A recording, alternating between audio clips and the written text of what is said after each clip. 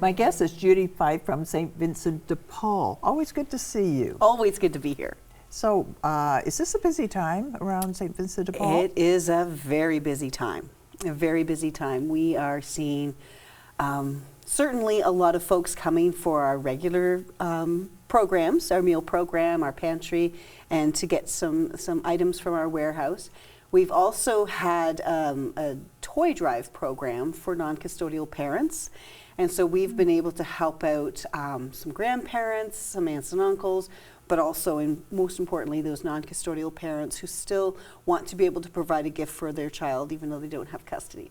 And so that's been a busy and kind of fun program for us actually to be able to run, because Christmas, kids, it's all fun and exciting. Right. But it does create a little bit of chaos and a little bit of more pressure on us as we continue through the year, but it's definitely worthwhile. And then you have a special Christmas dinner. We do. December 23rd, we have our Christmas dinner. We're anticipating, I would say, around 300. It's hard to say. You never know. A lot of it's weather dependent.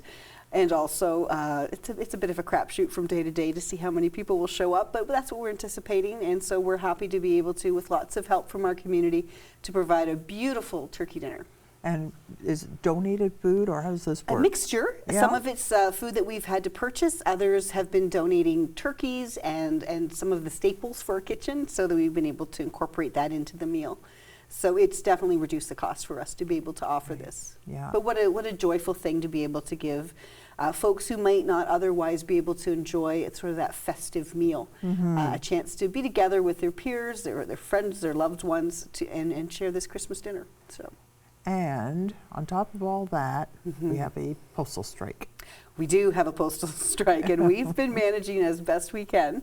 Many charities are talking about the hit that they're receiving from not being able to receive those Christmas checks in the mail, and we are certainly worried about that as well. We're also very concerned about the outgoing mail, our ability to connect with our donors via our annual Christmas letter.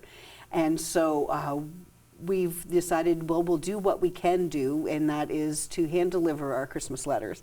And it has been an enormous undertaking, but we have such wonderful volunteers, board members, and our staff for sure, who've just stepped up and said, well, give me a bundle and I'll hit the road.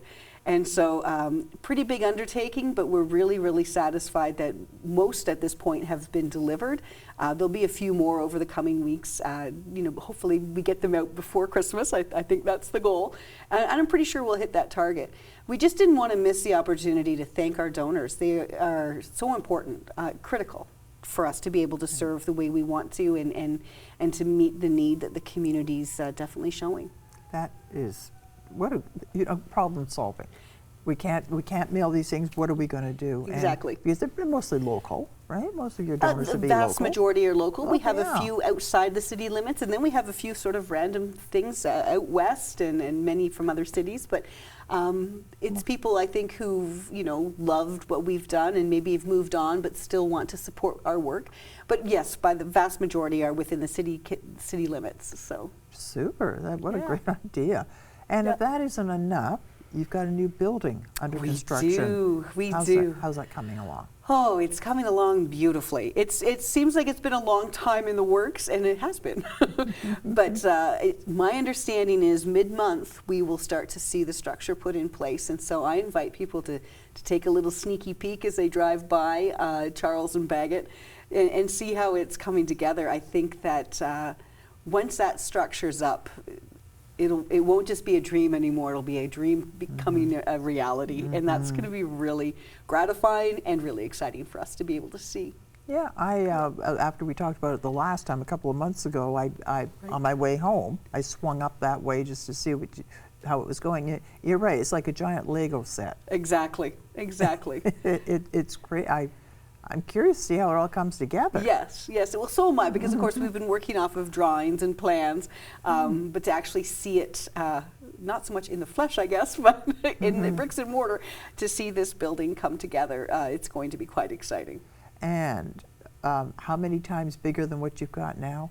Oh, my goodness. I don't know the math on that, but it's significant. Yeah. We will have 10,000 square feet for our agency.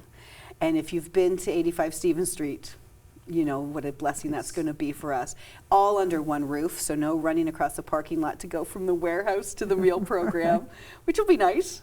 But the most important and exciting part for me is that since COVID, we have had to do takeout dinners. We just can't serve the sometimes up to almost 300 meals in a day. We can't have them seated in our dining hall anymore. It's just too small. So to be able to open the doors and have folks come in and sit down, have a coffee, and then be served lunch, the dining hall will hold 120 people. And so we'll have that sense of family again that we lost since COVID. So Well, I'm really looking forward. Absolutely, and I'm just thinking that it's folks who are finding it a little tough going these days financially. Yes. It isn't just about food. No. It's about isolation, and it's about Absolutely. friendships and conversation, and so I could see where this Yeah. this is huge. A place to connect. And Yeah. boy, do we all need that. Yeah. If we remember back to when we were in lockdowns, you know, Oh, the geez. isolation, the loneliness that started to set in. Well, for many people living in poverty, that hasn't really lifted. If you don't have money to go out to, I don't know, go for coffee with your girlfriends, go shopping with your daughter, you know, to sit and watch a game with your buddies. If you don't have the Yeah. capacity to get out into the community because you don't have money, you tend to just withdraw. And so we want to bring a place to the community where people can just come together and find something fun to do, a chance to connect, share a meal, yes, and have a coffee, absolutely, but also have a conversation. We know that's important. Yeah, and even the sharing of resources, like I'm having a problem with this, and I have a solution for you. And Absolutely. I could just see that would be so important. You know, people really are eager to help each other. Our clients Yeah. step up for each other, our donors come in, and to be able to have a sort of a hub where people can come and share resources, their talents, their wisdom will be wonderful. And all the while we'll be able to provide those practical assistance that are so important. What are some of the services you offer that most people wouldn't know that you offer? Sure. Well, so we have our meal program and our emergency food pantry and our warehouse. I think sometimes people are shocked that the warehouse offers so many different items. So it's clothing, yes, but it's also puzzles, it's books, it's home decor. It can be a lot of things. Sometimes we have tools that are donated and we're able to pass along. Board games. Movies, games. music. Wow. And you know, if you don't have money for food, chances are you don't have money for those things. But boy, they can, you know, make a house a home. I love an afternoon of playing a board game. Absolutely. Or you know, just give me a deck of cards, Yeah. and I'm you know, and one other person, and Yep. yeah. You know, a chance to connect, to do Yeah. something fun, and to relieve stress. And you know, we need Yes. that in our lives. We all do. Absolutely, Absolutely. we do. I was listening to a show very recently on CBC, and they used the term scramble meals. Oh. And the idea is that there's nothing in the house, so what do we make for dinner? Right. And you must have to do that all the time because you don't really know what food you're going to have donated, what's coming That's in, right. how many people. You have So- hit the nail on the head with that. Yeah. We have a wonderful meal program coordinator, Gareth Hewitt. He is gifted and skilled and steady nerves.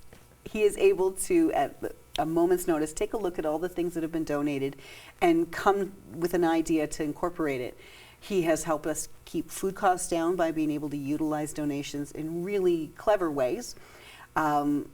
And then also make sure that the nutrition level of the food going out is really high. And that's what we want to make sure we offer: tasty, but also nutritious. Especially in the winter time, where you Yeah. just feel like you need those extra calories somehow to. Absolutely. For many people who are homeless, they need, there's dietary needs that need to be met. If you're outside on the street or you're shivering, you're cold, having a high carb diet is important. That sense of, you know, that stick to your ribs meal, that's important. It'll hold you over, help keep you feeling strong in really adverse conditions. And it's unfortunate we have to think of those things, but we do. We have to be, you know, aware of what our clients are facing, and for some of them, that's definitely a reality. And it isn't just people who are homeless, it's people who are just, rent is getting more expensive. Yes, indeed. Wages have not kept up with it. Yeah. Kids, you know, they outgrow their clothes and their shoes, and so food is becomes, you know, where can we economize? And basically it was, you usually have pasta, some sort of pasta and rice in your cupboard. What can you do with that? That seemed to be the main focus of this program I listened to. Yeah. So what can you throw together? What are some of the more creative things that your chef has come up with? Well, you know, it's of course having those basics, that fundamental, that foundation, the rice, the beans, sometimes it's pasta, but and then it's also, you know, incorporating a lot of the vegetables that are donated. That some of the things that we have, people aren't necessarily comfortable cooking themselves. Maybe they don't have a lot of life skills in that area.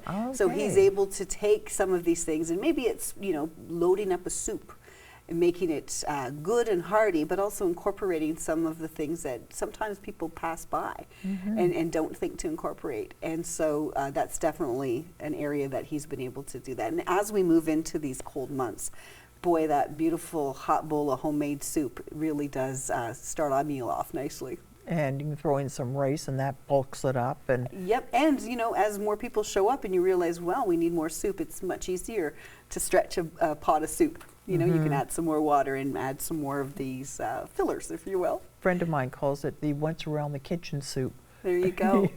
There you go. Anything goes. Yep, Yeah. for sure. Yeah. This has been so interesting. It's always good to see you. Always a delight to come. Always enjoy seeing you. So if people want to donate, Sure. or money especially, but food and Yeah. all kinds of stuff like that, how do they get a hold of you? Well, certainly they can visit our website, www.svdpkingston.com. We encourage people to also swing by for a visit. Come see us at 85 Stevens Street. Two things you'll recognize is how wonderful it is to see people gathered together, helping each other out.